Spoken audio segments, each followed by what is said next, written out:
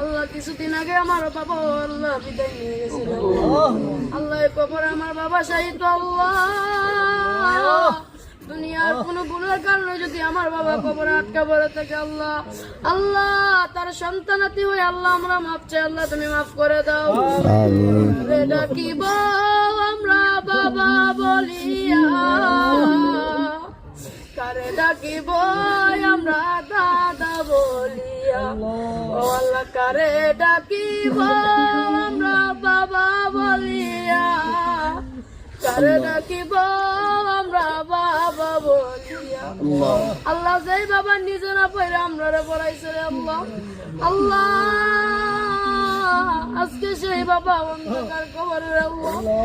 আল্লাহ তুমি আমার আপনার কবরটা জান্নাতের বাগান বানায় দাও আল্লাহ আমার দাদা নাই দাদি নাই নানা নাই নানি নাই আল্লাহ দাদা দাদি নানা নাই কবরটা জান্নাতের বাগান বানায়